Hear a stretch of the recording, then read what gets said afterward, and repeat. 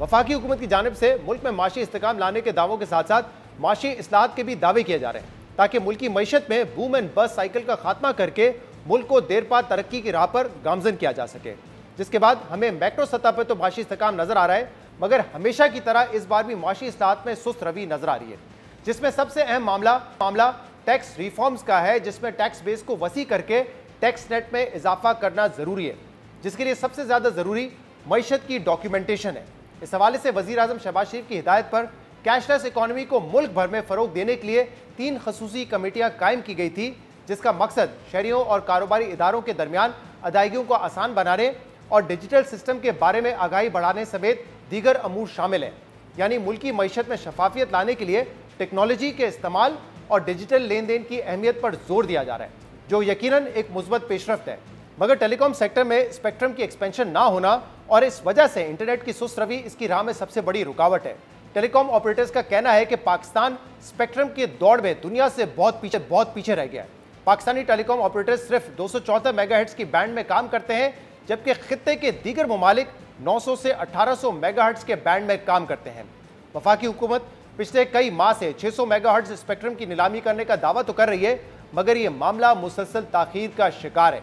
पाकिस्तान में स्पेक्ट्रम में इजाफे और इंटरनेट की रफ्तार में बेहतरी मुल्की मईशत को कितना फ़ायदा पहुंचा सकती है, कैशलेस मईशत के लिए डिजिटल इंफ्रास्ट्रक्चर में बेहतरी कितनी ज़रूरी है, इस समेत दीगर अहम मौज़ूआत पर बात करेंगे, जिसके लिए हमें ज्वाइन किया है जायज़ के CEO आमिर इब्राहिम ने। आमिर साहब, बहुत बहुत शुक्रिया वक्त देने के लिए। टेलको से रिलेटेड काफ़ी सारे क्वेश्चंस हैं जो मुझे आपसे पूछने हैं। इस इंडस्ट्री में जो कुछ हो रहा है या होने वाला है बड़ा इंपॉर्टेंट है पाकिस्तान की इकनॉमिक ग्रोथ के लिए, लेकिन ज़रा एक मैक्रो व्यू मैं आपका जानना चाहूँगा पाकिस्तान की इकॉनमी के हवाले से, क्योंकि 25 करोड़ हमारी आबादी है, एक ह्यूज कंज्यूमर बेस है, लेकिन फिर भी पिछले 2-3 साल से ये महसूस हो रहा है कि हमारी जो ग्रोथ है वो बहुत ज़्यादा स्टैगनेंट है। मुख्तलिफ इंडस्ट्रीज़ में यही सूरत हाल है, टेलको में भी यही है, और ओवरऑल आपका क्या व्यू है इस वक्त जो पाकिस्तान की माशी सूरत हाल है? देखें, certainly growth at A national level challenging है। हमारी जो इस वक्त प्रोजेक्टेड ग्रोथ है वो अंडर 3% है और 2.5% के करीब तो हमारी आबादी बढ़ रही है। सो अगर हमने इकॉनमी को आगे लेके चढ़ना है तो we need at least 5-6% of growth, and that's a challenge for the entire government and the country itself. In the last 2 years stabilisation हमें ज़रूर नज़र आई है। जो एक रैपिड डिक्लाइन नज़र आ रहा था, चाहे वो आप उसको करेंसी के लिहाज से देखें, इन्फ्लेशन के लिहाज से देखें या इंटरेस्ट रेट्स के लिहाज से देखें, वो स्टेबलाइज हो गया। सो एक जो डिक्लाइन है उसको अरेस्ट कर दिया, लेकिन अब वहाँ से जो उठाने की ज़रूरत है ग्रोथ के एजेंडा के ऊपर जाने वाला, that is still to be seen. So that is certainly a challenge for most of the industries. Exports का बहुत इसमें बड़ा हाथ होता है।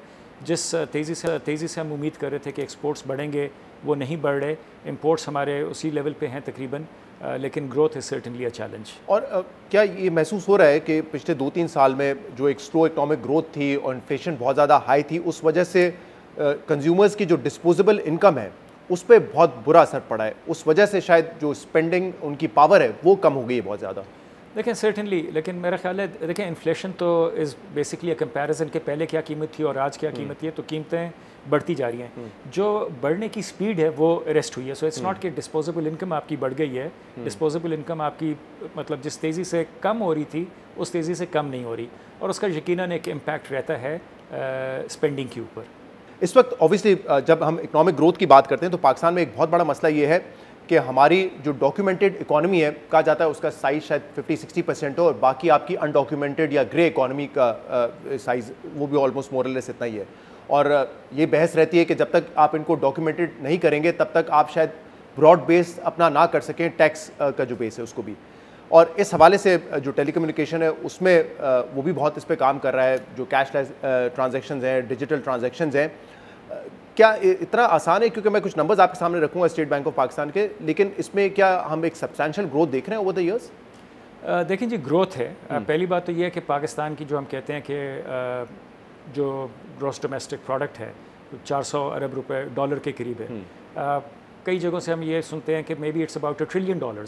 सो a lot of our economy is undocumented. और जब हम टैक्स टू GDP की भी रेशो करते हैं कि जी वो 10% है, अगर हमारी अनडॉक्यूमेंटेड इकोनॉमी इतनी ही बड़ी है तो असल महीनों में हमारी जो टैक्स टू GDP है वो शायद 5% के करीब है। सो और taxes is one of the ways in which you actually generate income for the country.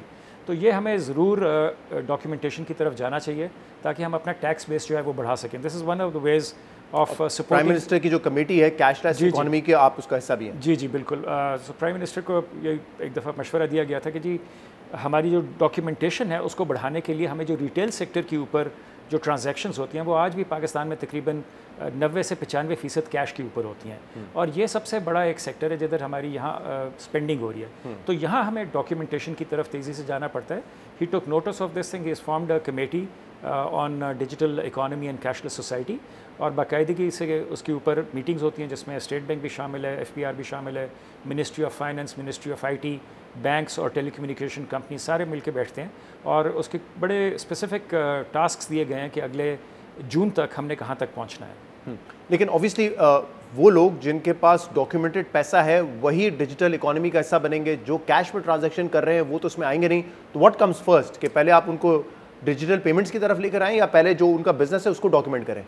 دیکھیں دس از اے چکن اینڈ ایگ سچویشن. آہستہ آہستہ لوگ ڈیجیٹل کی طرف جا رہے ہیں بیکاز اس میں کنوینئنس ہے.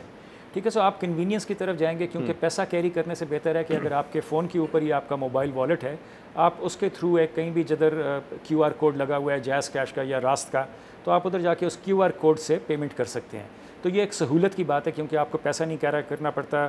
جو ریٹیلر ہے، دکاندار ہے، وہ بھی اپنے سپلائر کو آگے پیسے اسی طرح آسانی سے بھیج سکتا ہے، and the money flows all across the country within a matter of seconds. So یہ ایک سہولت ہے، کنوینئنس ہے جو میرا خیال ہے جس کو روکا نہیں جا سکتا.